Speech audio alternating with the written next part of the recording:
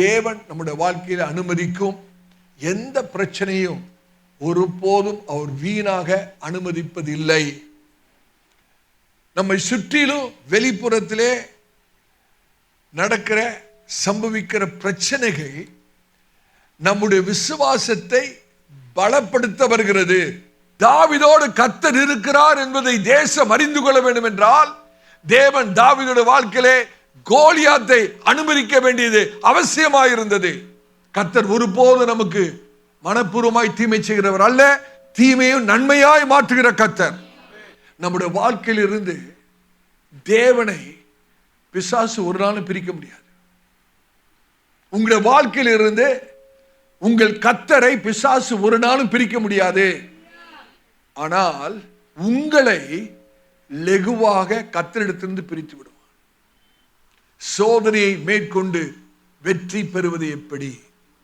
கர்த்தருடைய பரிசுத்த நாமத்துக்கு மகிமை உண்டாவதாக. கர்த்தருடைய செய்திக்கு நேராய் நாம் கடந்து போவோம். ஆமென். சில வாரங்களுக்கு முன்பாக நாம் யாக்கோபு எழுதின நிருபத்தை மையமாக கொண்டு அடிப்படையாக கொண்டு வெற்றிகரமான கிறிஸ்தவ வாழ்க்கை என்ற ஒரு தொடர் போதனையை நாம் ஆரம்பித்தோம்.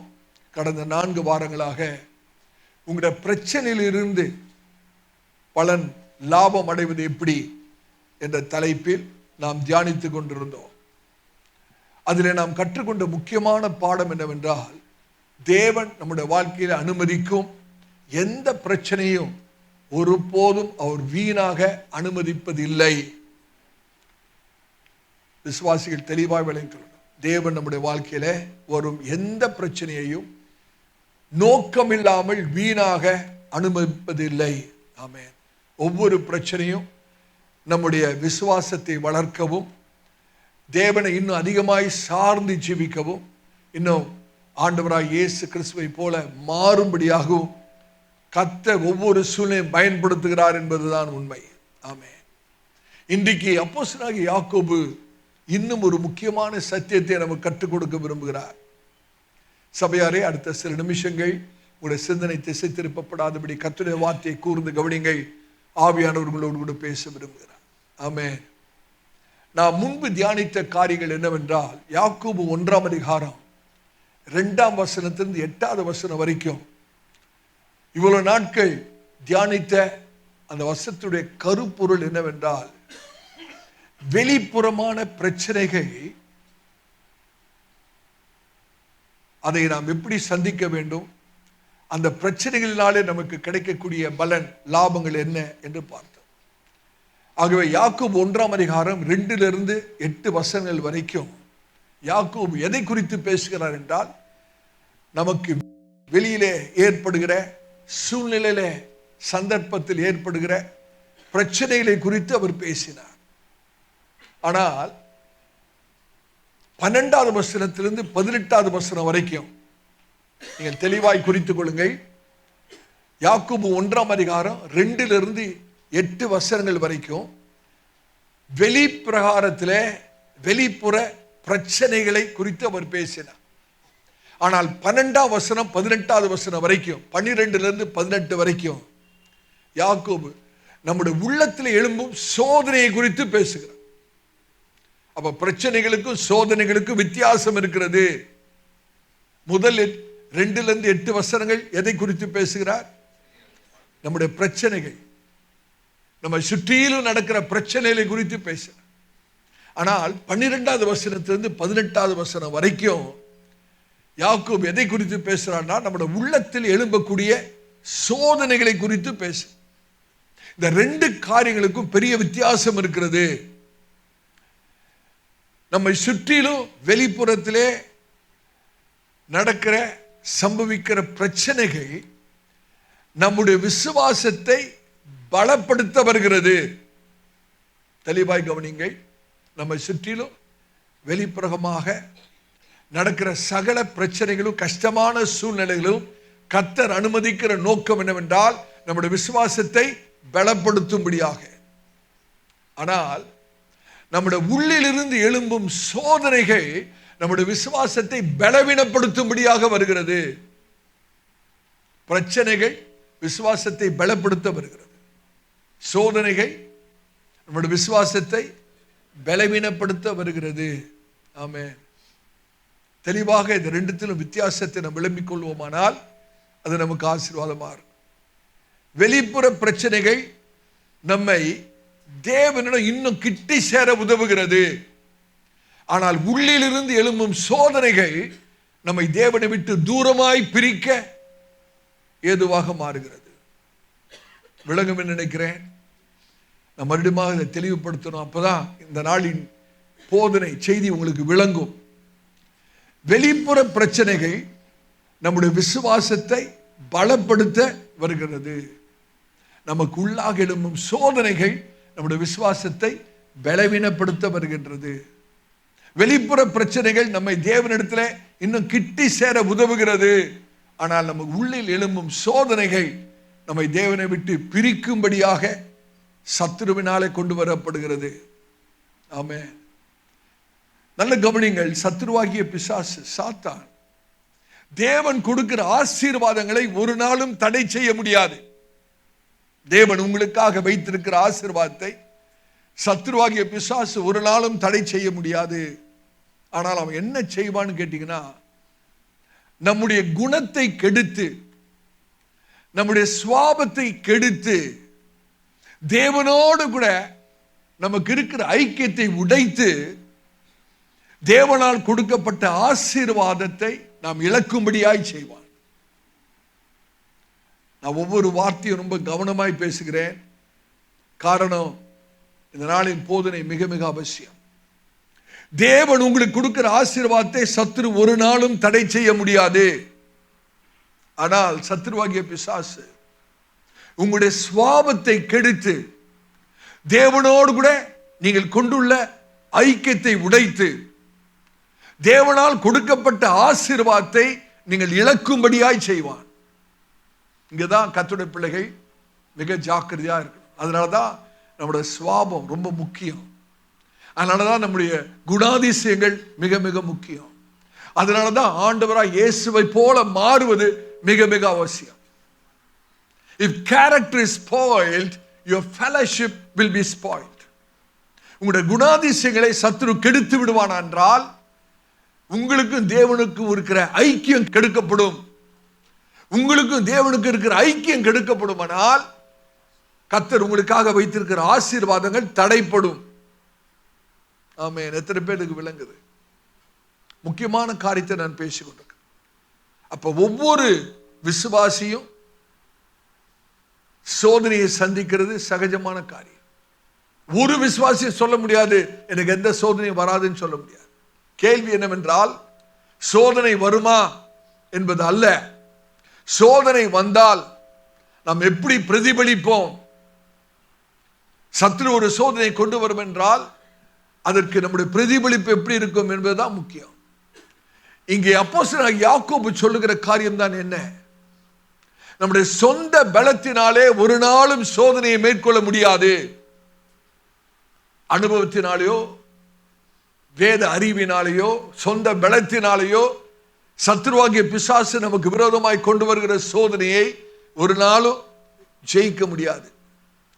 தேவனுடைய சத்தியத்தை அறிந்தும் அவருடைய கிருபையும் சார்ந்து கொள்வதனால மாத்திரம்தான் நாம் சோதனையை மேற்கொள்ள முடியும். தேவனுடைய சத்தியத்தை அறிந்து அவருடைய கிருபையை நாம் எவ்வளவுக்கு அளவு சார்ந்து கொள்கிறோமோ அவ்வளவுக்கு அளவுதான் நாம் வெற்றிகரமான ஒரு கிறிஸ்தவ வாழ்க்கை வாழ முடியும். ஆமென். ஆகவே இன்று கர்த்தருடைய செய்தியை ஒரு திறந்த இருதயத்தோடு திறந்த மனதோடு கர்த்தருடைய செய்தியை கேட்போம். ஆவியானவர் உங்களோடு கூட பேசுவாராக. இன்னைக்கு பல கிறிஸ்தவர்கள் ஒரு தவறான எண்ணத்தில் இருக்கிறார்கள். அது என்னவென்றால், ஆவிக்குரிய வளர்ச்சி அடைந்த ஒரு கர்த்தருடைய பிள்ளைக்கு சோதனையே வராது என்று நினைக்கிறார்கள். அது தவறு. ஒருவர் ஆவிக்குரிய வாழ்க்கையிலே முதிர்ச்சி அடைந்த பிறகு அவருக்கு சோதனை வராது என்று நினைப்பது தவறு. இப்படி சொல்லுகிறேன், எவ்வளவுக்கு ஆண்டவரிடத்தில் நம்ம கிட்டி சேருகிறோமோ அவ்வளவுக்கு அளவு சோதனைகள் கண்டிப்பாய் வரும். ஆமென், ஆமென். இதுதான் உண்மை. ஒருவர் தேவனோடு கூட நெருக்கமாக நடக்க ஆரம்பித்தால் ஆவிக்குரிய போராட்டம் அதிகமாகும். எத்தனை பேர் ஆமென் சொல்ல முடியும்? நீங்க அப்ப கேட்கலாம், பாஸ்டர் என்னத்துக்கு எனக்கு இந்த வம்பு? ஆண்டவரோடு கூட நெருங்கி வந்தா ஆவிக்குரிய போராட்டம் அதிகமாகும்னு சொல்றீங்களே, எனக்கு என்னத்துக்கு ஆவிக்குரிய போராட்டம்? நிம்மதியா நான் இருப்பேனே. இல்ல இல்ல, நான் போன ஞாயிற்றுக்கிழமை உங்கள்கிட்ட சொன்னேன், எனக்கு பெரிய வெற்றி வேணும்னு ஆண்டவர்கிட்ட கேட்டீங்கன்னா, பெரிய ஆவிக்குரிய யுத்தம் இருந்தா தான் பெரிய வெற்றி கிடைக்கும். பெரிய ஒரு ஆவிக்குரிய போராட்டம் இல்லாத பட்சத்தில் பெரிய ஜெயத்தை நம்ம எப்படி பெற முடியும்? அப்ப நமக்கு பெரிய ஒரு ஜெயம், பெரிய ஒரு வெற்றி வேணும்னா கண்டிப்பா ஒரு பெரிய ஆவிக்குரிய போராட்டம் வேணும். ஆமென். இஸ்ரவேல் தேசத்திலே தாவீது கர்த்தரால் தெரிந்தெடுக்கப்பட்ட மனுஷன், தேவனால் அபிஷேகம் பண்ணப்பட்ட மனுஷன் என்பது இஸ்ரவேல் சமஸ்த ஜனங்களும் அறிய வேணுமானால் கர்த்தர் கோலியாத்தை தாவீது வாழ்க்கையில அனுமதிக்க வேண்டியதாக இருக்கும். யோசிச்சு பாருங்க, தாவீது வாழ்க்கையில கோலியாத்தே வரலன்னா தாவீது யாருன்னே தெரிஞ்சிருக்காது யாருக்கும். அப்படிதானே? தாவீது கடைசி வரைக்கும் ஒரு ஆடு மேய்க்கிற இடையனாகவே இருந்து வாழ்க்கையை முடித்திருப்பார். அப்ப தாவீதோடு கர்த்தர் இருக்கிறார் என்பதை தேசம் அறிந்து கொள்ள வேண்டும் என்றால் தேவன் தாவீதுடைய வாழ்க்கையிலே கோலியாத்தை அனுமதிக்க வேண்டியது அவசியமாயிருந்தது. இன்னைக்கு கர்த்தருடைய வல்லமை, கர்த்தருடைய மகிமை நம்முடைய வாழ்க்கையில வெளிப்பட வேண்டும் என்றால் நம்முடைய வாழ்க்கையில ஒரு ஆவிக்குரிய போராட்டம் அவசியம் என்று நான் சொல்லுகிறேன். ஹல்லேலூயா. ஆண்டவராகிய இயேசு கிறிஸ்துவை யோசித்து பாருங்கள். அவர் ஞானஸ்நானம் பெற்ற போது பிதாவாகிய தேவன், வானம் திறக்கப்பட்டது. பிதாவாகிய தேவன் தன்னுடைய குமாரனாகிய ஆண்டவராகிய இயேசுவை பார்த்து சொல்றார், இவர் நேச குமாரன், நான் இவரிலே பிரியமாய் இருக்கிறேன். சொன்ன மாத்திரத்திலே அடுத்த வசனத்தில் நீங்க பார்ப்பீங்க, பரிசுத்த ஆவியானவர் ஆண்டவராகிய இயேசுவை வனாந்திரத்துக்குள்ளே நடத்தி பிசாசினாலே சோதிக்கப்பட்டார். இருக்கா இல்லையா? இதிலிருந்து நாம் கற்றுக்கொள்ள வேண்டிய பாடம் என்ன? நம்ம எல்லாருக்கும் சோதனை உண்டு. அன்றைக்கு ஆண்டவராகிய இயேசுவே சோதிக்கப்பட்டார். இப்ப நம்ம எல்லாருக்கும், கர்த்தருடைய பிள்ளைகள் அத்தனை பேருக்கும் சோதனை உண்டு. We'll all be tempted. சோதனை வருவது பாவம் அல்ல, சோதனைக்கு இடம் கொடுப்பதுதான் பாவம். ஆமென். நீங்க ஒரு இந்த காரியத்தை நீங்கள் தெளிவாய் விளங்கிக் கொள்ள வேண்டும். பறவைகள் நம்முடைய தலைக்கு மேல பறப்பதை, பறந்து செல்வதை ஒருவரும் தடுக்க முடியாது. ஆனா அதே பறவைகள் நம்முடைய தலையில கூடு கட்டுவதை நம்மால் தடுக்க முடியும். அப்படித்தானே? யாராவது சொல்ல முடியுமா என் தலைக்கு மேல எந்த குருவியும் பறக்க கூடாதுன்னு? சொல்ல முடியாது. ஆனா பறவைகள் நம்முடைய தலையில கூடு கட்டாமல் நம்மால் தவிர்க்க முடியும். அப்படித்தானே? அப்ப சோதனை வரக்கூடாதுன்னு யாரும் சொல்ல முடியாது. எல்லாருக்கும் சோதனை வருகிறது. ஆனால் சோதனைக்கு இடம் கொடுக்காதபடி ஒரு ஜெயமுள்ள கிறிஸ்தவ வாழ்க்கை வாழ முடியும் என்பதுதான் சத்தியம். ஆமென். கர்த்தருடைய பரிசுத்த நாமத்தை சொல்லுங்கள். வேதம் சொல்கிற ஆண்டவராகிய இயேசு கிறிஸ்து நம்மை போல எல்லாவற்றிலும் சோதிக்கப்பட்டும் பாவம் செய்யாதவராயிருந்தார். அந்த பரிசுத்தமான ஆண்டவராகிய இயேசுவை தான் நாம் பின்பற்றுகிறோம். நீங்க ஒரு சொல்லலாம், பாஸ்டர் அவர் ஆண்டவர், அந்த ஆண்டவர் இந்த மாமிசத்துல தான் வாழ்ந்தார். ஆமென். இன்றைக்கு நாம் பெற்றிருக்கிற இதே மாமிசத்திலே தான் ஆண்டவராகிய இயேசு 33 ஆண்டு இந்த உலகத்திலே வாழ்ந்து எல்லா விஷயத்திலும் சோதிக்கப்பட்டும் பாவம் செய்யாதவராக பரிசுத்தராக வாழ்ந்தார். கர்த்தருடைய பரிசுத்த நாமத்தை ஸ்தோத்திரம். ஆகவே நல்ல கவனிங்கள், சோதனை வருவது நாம் தேவனை இழந்து விட்டோம் என்பதற்கு அடையாளம் அல்ல. கவனிக்கிறீங்களா? சோதனை வருவது நாம் தேவனை இழந்து விட்டோம் அல்லது தேவனுடைய பிரசன்னத்தை இழந்து விட்டோம் என்பதற்கு அடையாளம் அல்ல. மாறாக சோதனை வருவது நாம் தேவனுடைய பிள்ளைகள் என்றும் ஆவிக்குரிய யுத்தத்தில் நாம் ஈடுபட்டிருக்கிறோம் என்பதற்கு அடையாளமாக இருக்கிறது. சில சமயத்தில் நாம் கர்த்தரிடத்தில் இன்னும் கிட்டி சேர சேர சோதனை அதிகமா வரும். பிசாசு என்ன தெரியுமா சொல்வான்? நீ இவ்வளவு சோதிக்கப்படுறதுனால ஆண்டவர் உன்னோடு கூட இல்லை அப்படின்னு சொல்லுவான். அது பொய். அதை நாம் நம்பக்கூடாது. சோதனை வருவது நாம் தேவனை இழந்து விட்டோம் என்பது அல்ல, அடையாளம் அல்ல.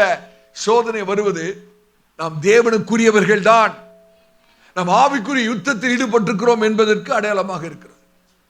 நான் ஏற்கனவே சொன்னது போல அப்போஸ்தலனாகிய யாக்கோபு இந்த நிருபத்தை ரோம பேரரசு முழுவதும் உபத்திரவத்தினாலே, பாடுகளினாலே சிதறடிக்கப்பட்ட யூத கிறிஸ்தவர்களுக்கு அவர் எழுதுகிறார்.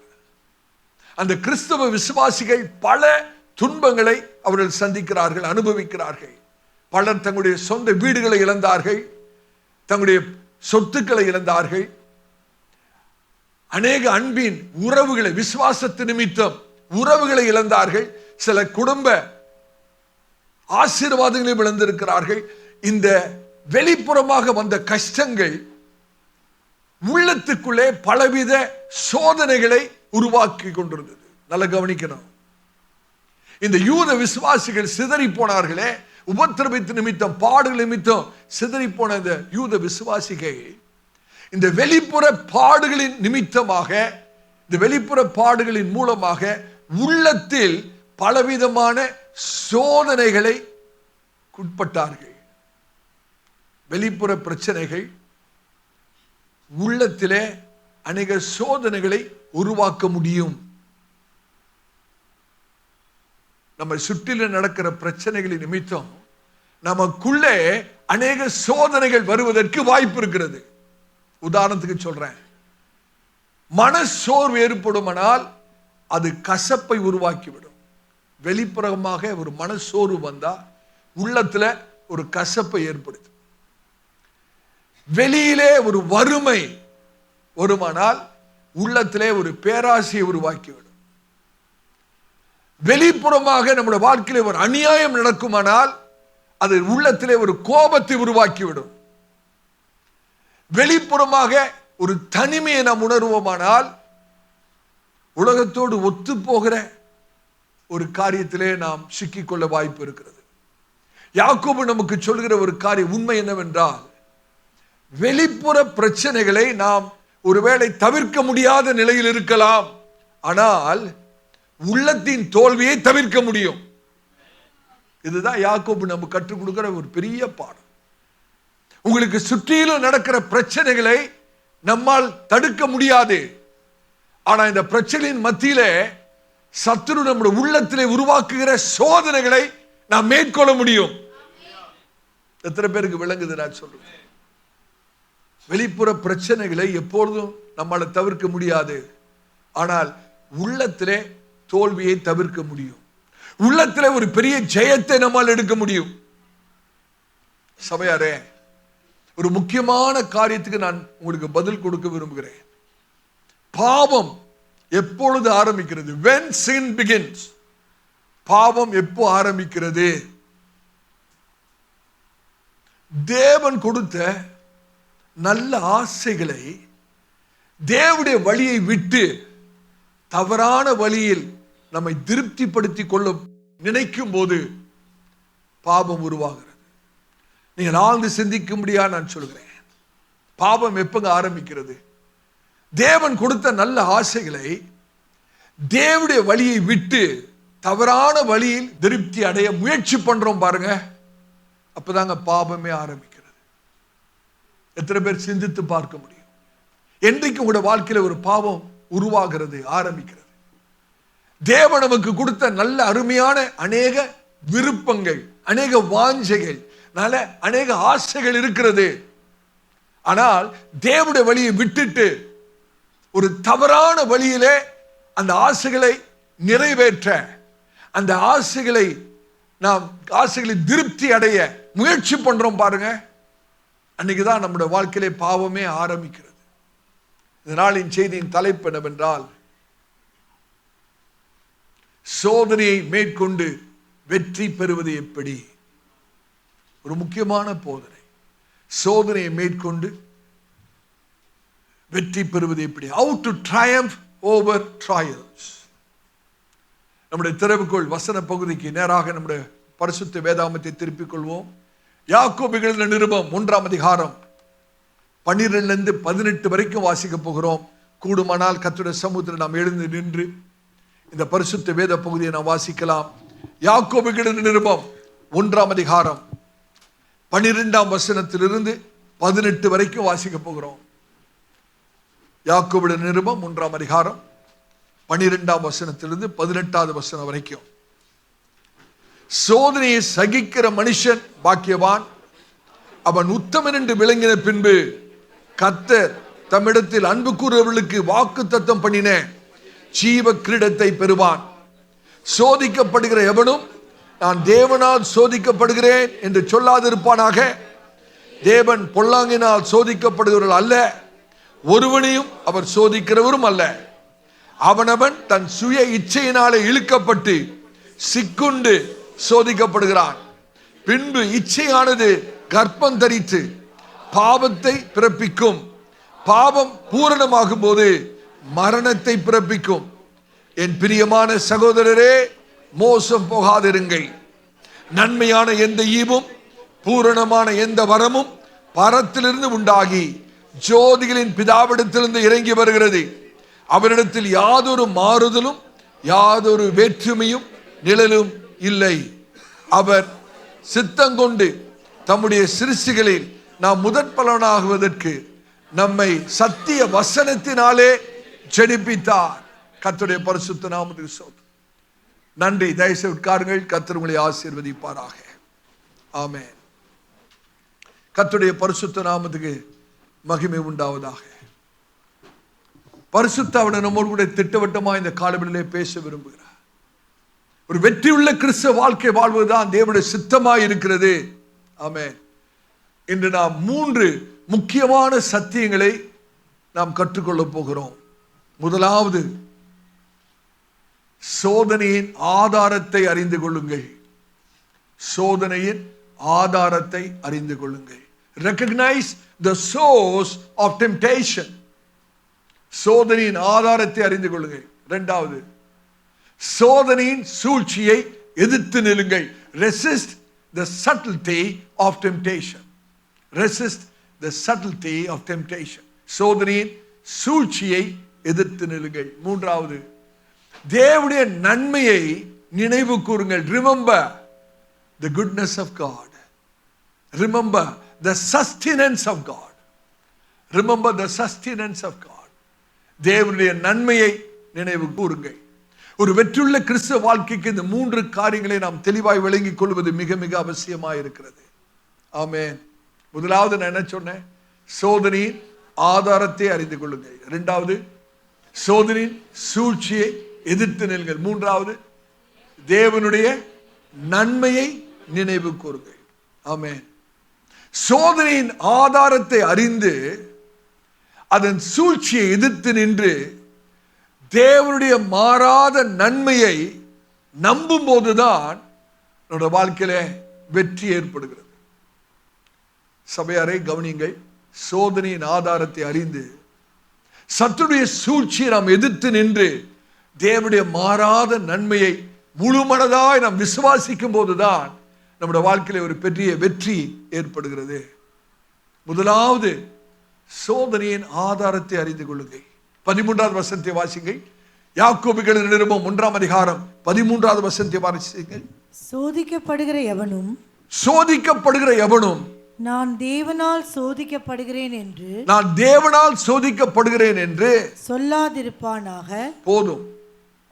ஒருவன் சோதிக்கப்படும் போது நான் தேவனால் சோதிக்கப்படுகிறேன் என்று சொல்லாதிருப்பானாக.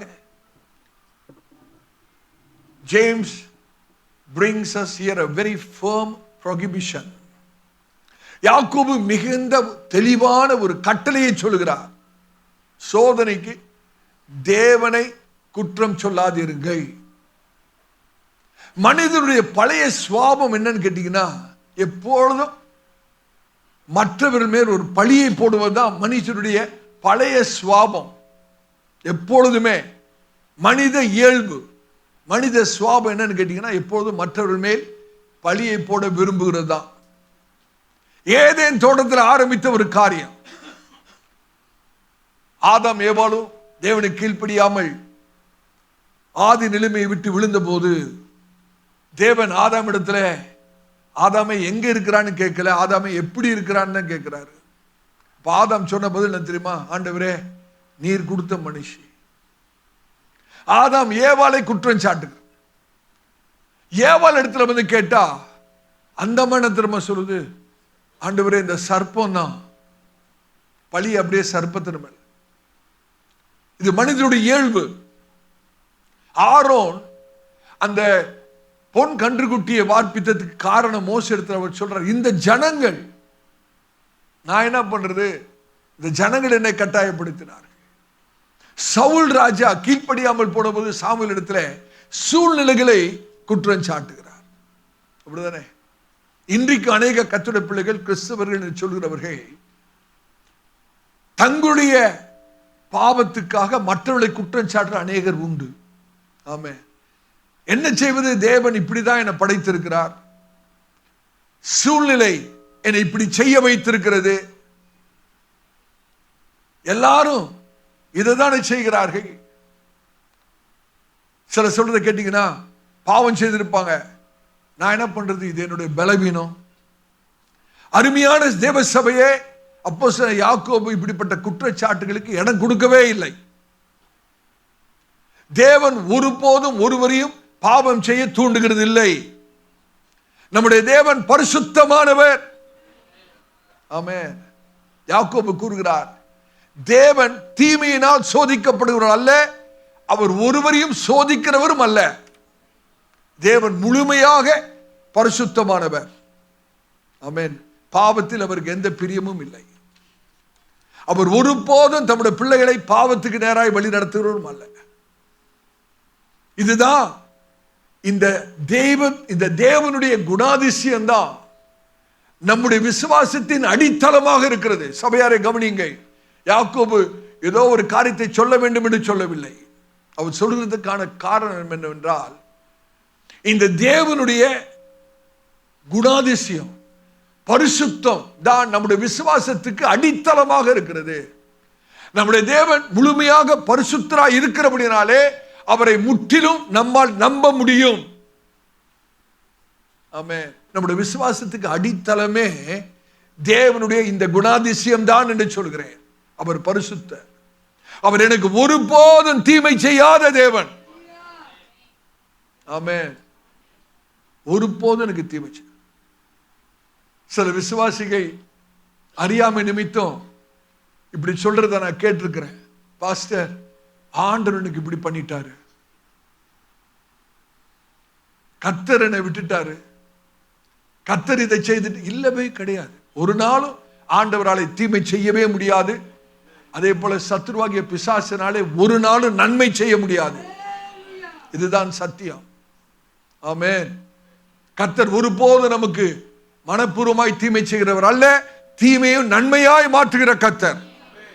பரிசுத்த தேவன் தம்முடைய பிள்ளைகளை பரிசுத்தத்துக்கு நேராய் நடத்துகிற கர்த்தர். ஆமென். இப்படி யோசித்து பாருங்க.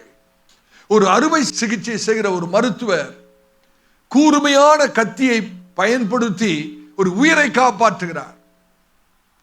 அதே கத்தியை ஒரு குற்றவாளி பயன்படுத்தி ஒருவரை கொலை செய்ய பயன்படுத்துகிறார். கத்தி ஒன்றுதான், ஆயுதம் ஒன்றுதான், நோக்கம் வேற. சிந்தித்து பார்ப்புன்னு நினைக்கிறேன். ஒரு அறுவை சிகிச்சை செய்கிற மருத்துவர் கூர்மையான கத்தியை பயன்படுத்தி ஒரு உயிரை காப்பாற்றுகிறார். ஆனால் ஒரு குற்றவாளி அப்படிப்பட்ட ஒரு கூர்மையான கத்தியை பயன்படுத்தி ஒரு கொலை செய்ய முயல்கிறான். கருவி வேண்டுமானால் ஒரே விதமாக ஒரே கருவியாக இருக்கலாம், ஆனால் நோக்கங்கள் வேற.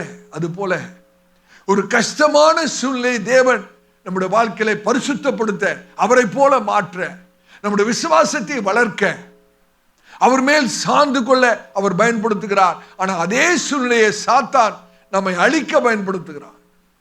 God uses a difficult situation to refine us, but Satan uses the very same situation to ruin us. சபையாரே, தேவனுடைய நோக்கம் நம்மை பரிசுத்தப்படுத்தும், அவரை போல மாற்ற வேண்டும் என்பதுதான். ஆகவே சூழ்நிலைகள் முக்கியம் அல்ல, சூழ்நிலைகள் முக்கியம் அல்ல. தேவனுடைய நோக்கமும் அந்த சூழ்நிலையில நாம் எப்படி பிரதிபலிக்கிறோம் என்பதுதான் முக்கியம். ஆமென். நான் ஒரு காரியத்தை சொல்றேன், நல்ல கவனிங்க. நம்முடைய பழைய விழுந்து போன சுவாபம் தான் நம்முடைய போர்க்களம். சிந்தித்து பார்க்கும்படியா சொல்கிறேன். அவர் ஓல்டு நேச்சர் பிகம்ஸ் அவர் பேட்டில் கிரவுண்ட். மனிதனுடைய பழைய விழுந்து போன சுவாபம் தான் அந்த மனிதனுடைய போர்க்களமாக இருக்கிறது. யாக்கோபு சொல்றாரு பாருங்க, 1ஆம் அதிகாரம் 14வது வசனத்தை வாசிங்க. யாக்கோபு 1:14 வாசிங்க. அவனவன் தன் தன் சுய இச்சையினாலே, நல்ல கவனிச்சீங்களா? அவன் தன் சுய இச்சையினாலே இழுக்கப்பட்டு சிக்குண்டு சோதிக்கப்படுகிறான். ஒவ்வொருவனும் அவனவன் தன் இச்சையினாலே இழுக்கப்பட்டு சிக்குண்டு சோதிக்கப்படுகிறான். இந்த இடத்துல அவனை கவனிச்சீங்களா? யாக்கோபு மற்றவருடைய இச்சையினாலே சிக்குண்டு சோதிக்கப்படுகிறான்னு சொல்லல. அப்ப நம்ம சோதிக்கப்படுறோம்னா மற்றவருடைய இச்சை அல்ல, மற்றவருடைய பாவம் அல்ல, நம்முடைய சொந்த இச்சையினாலே, நமக்குள்ள இருக்கிற இச்சையினாலே இழுக்கப்பட்டு சிக்குண்டு சோதிக்கப்படுகிறோம்.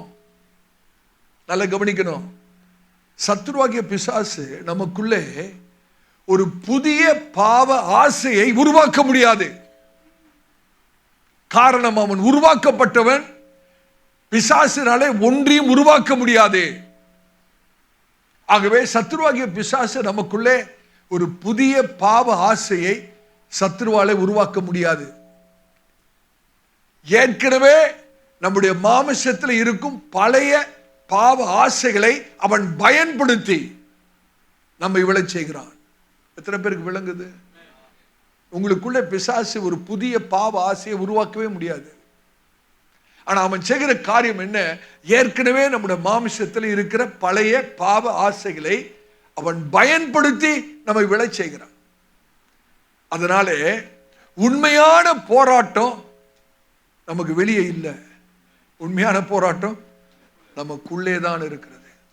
அதனால்தான் ஆண்டவராகிய இயேசு சொன்னார், மனுஷனுடைய இருதயத்திலிருந்து தீய சிந்தனைகள் புறப்படுகிறது. மனுஷனுடைய இருதயத்திலிருந்து தீய சிந்தனைகள் புறப்படுகிறது. ஆகவே நம்முடைய மிகப்பெரிய ஆவிக்குரிய யுத்தம் முதலிலே நம்முடைய மனதில் தான் ஆரம்பிக்கிறது. சபையாரே, சாத்தான் நம்முடைய பலவீனத்தை பயன்படுத்துகிறான். நம்முடைய மாமிசத்தில் இருக்கிற பலவீனத்தை சத்துருவாகிய பிசாசு பயன்படுத்து. ஆமென். வேதாகமம் சாத்தானை சோதிக்கிறவன் என்று அழைக்கிறது.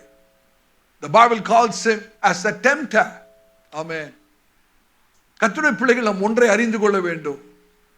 அநேகர் இதை உணர்கிறது இல்லை, ஆனா உண்மை இதுதான்.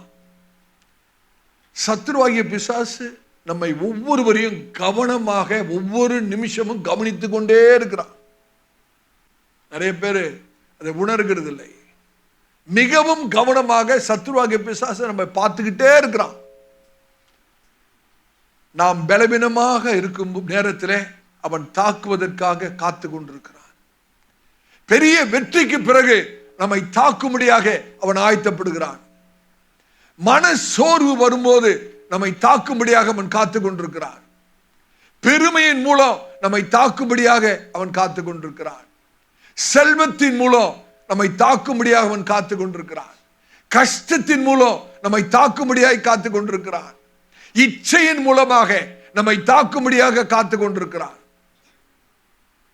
அவனுடைய தாக்குகிற முறைகள் மாறலாம், ஆனால் அவனுடைய நோக்கம் ஒருபோதும் மாறுகிறது இல்லை. கேட்டீங்களா? அவனுடைய தாக்குகிற முறைகள் மாறலாம், ஆனா அவனுடைய நோக்கம் ஒரு நாளும் மாறுவதில்லை.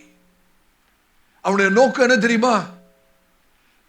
நாம் கிறிஸ்துவுக்கு கீழ்ப்படியும் வாழ்க்கையிலிருந்து நம்மை விலகச் செய்வதுதான் அவனுடைய நோக்கமே. சபையாரே கவனியுங்கள். கிறிஸ்துவுக்கு கீழ்ப்படியும் வாழ்க்கையிலிருந்து ஒரு விசுவாசியை விலக்குவதே பிசாசுடைய பிரதானமாக நோக்கமாக இருக்கிறது. ஆமென். எப்படியாவது கர்த்தருடைய பிள்ளையை அந்த கிறிஸ்துவுக்கு கீழ்ப்படுகிற வாழ்க்கையிலிருந்து விலகச் செய்ய வேண்டும். அதுதான் பிசாசுடைய நோக்கம். ஒரு காரியத்தை சொல்ல விரும்புகிறேன், கவனியுங்கள். நம்முடைய வாழ்க்கையிலிருந்து தேவனை பிசாசு ஒரு நாளும் பிரிக்க முடியாது. உங்களுடைய வாழ்க்கையிலிருந்து உங்கள் கர்த்தரை பிசாசு ஒரு நாளும் பிரிக்க முடியாது. ஆனால் உங்களை லெகுவாக கர்த்தரிடத்திலிருந்து பிரித்து விடுவான். எத்தனை பேருக்கு விளங்குது நான் சொல்றேன்? உங்களுடைய வாழ்க்கையில் இருந்து கர்த்தரை அவனுக்கு பிரிக்க முடியாது. ஆனால் உங்களை கர்த்தரிடத்திலிருந்து லெகுவாக பிரித்து விடுவான். இங்கதான் கர்த்தருடைய பிள்ளைகள் ஜாக்கிரதையா இருக்க வேண்டும். ஆமென். ஒரு பாஸ்டரை விசுவாசிகளிடத்திலிருந்து பிசாசினால பிரிக்க முடியாது. ஆனால் விசுவாசிய ஒரு பாஸ்டர் இடத்திலிருந்து ஈஸியா பிரிச்சிருவோம். கடந்த 36-37 வருஷங்கள் ஊழியத்தின் அனுபவத்தில் நான் சொல்றேன். ஆமென். சாத்தான் பிசாசக சத்ரு யாரையாவது ஒரு ஆளை எழுப்பி உங்களுடைய நலன் கருதுகிறவர்களை போல உங்களிடத்துல கொண்டு வந்து சில காரியங்களை பேசி ஊழியக்காரரிடத்திலிருந்து உன்னை ஈஸியா பிரிச்சிருவான். சபை ஐக்கியத்திலிருந்து உங்களை ஈஸியா பிரிச்சிருவான். நம்மளும் ரொம்ப இன்னசென்ட்டா அவன் சொல்றதை கேட்டுக்கிட்டு செயல்பட்டுரும். ஆனா நமக்கு தெரியாது அவன் பிசாசோட அந்த மனுஷன், அந்த நபர், நம்மிடத்துல பேசுகிற நபர் பிசாசினால் அழுப்பப்பட்டவர் என்பதை நாம் உணர மாட்டோம். We will not realize that person is an agent of Satan at that time to separate you from the church, to separate you from the fellowship. ஐக்கியத்திலிருந்து, சபையிலிருந்து, ஊழியக்காரரிடத்திலிருந்து பிரிக்கும்படியாக சத்துருவால் அனுப்பப்பட்ட நபர் என்பதை நாம் அநேக சமயத்திலே உணர்கிறது இல்லை. ஆமென். சபையாரே, நான் ஒரு காரியத்தை சொல்றேன், நீங்க இதை விளங்கிக் கொள்ளணும். அநேக விசுவாசிகள் இதை உணர்கிறது இல்லை. கர்த்தர் சில விசேஷித்த நபர்களை நம்முடைய வாழ்க்கையில நம்முடைய லக்கோடு கூட இணைக்கும்படியாக கர்த்தர் ஏற்படுத்தி வைத்திருக்கிறார். God keeps some special men in your life as your destiny connectors. விளங்கிக் கொள்ளுங்கள். உங்களுடைய லக்கை நீங்கள் அடையத்தக்கதாக அதற்கு உதவி செய்யக்கூடிய, உங்களுடைய லக்கோடு கூட இணைக்கக்கூடிய சில விசேஷித்த நபர்களை கர்த்தர் உங்களுடைய வாழ்க்கையில வைத்திருப்பார். அந்த உங்களுடைய லக்கோடு கூட இணைக்கிற அந்த நபரை நீங்கள் இழந்து விடுவீர்கள் என்றால் உங்களுடைய லக்கை இழந்து விடுவீர்கள். If you miss your destiny connector, you will miss your destiny. நான் சொல்றது எத்தனை பேருக்கு விளங்குது? ஆமென். ஆனாதான் நம்ம ரொம்ப ஜாக்கிரதையா இருக்கணும். ஆமென். ரொம்ப ஜாக்கிரதையா இருக்கணும். யோசிச்சு பாருங்க, எலிசாவோட வாழ்க்கையில எலியாவை கர்த்தர் வைத்தார். எதுக்கு தெரியுமா? எலிசா லக்கை அடைய வேணுமானால் எலிசாவோட வாழ்க்கையில யார் வேணும்? எலியா வேணும். அங்க எலியா இல்லாவிட்டால் எலிசா கர்த்தர் வைத்திருக்கிற லக்கை அடைய முடியாது. For Elijah was the destiny connector.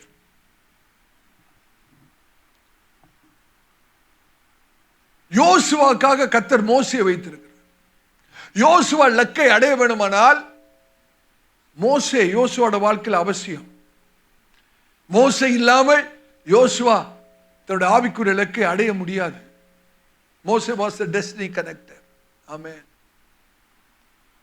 சவுலுடைய வாழ்க்கையிலே, பழைய ஏற்பாட்டிலே முதல் ராஜாவாக ஏற்படுத்தப்பட்ட சவுலுடைய வாழ்க்கையிலே கர்த்தர் சாமுவேலை வைத்திருந்தார். அந்த சாமுவேல் இல்லாவிட்டால் சவுலாலே லக்க அடைய முடியாது. சவுலுடைய வாழ்க்கையிலே சாமுவேல் இருந்த வரைக்கும் சவுல் பாதுகாக்கப்பட்டார். சபையாரே கவனியுங்கள், சவுலுடைய வாழ்க்கையிலே சாமுவேல் இருந்த வரைக்கும் சவுலுடைய வாழ்க்கை பாதுகாப்பாக இருந்தது.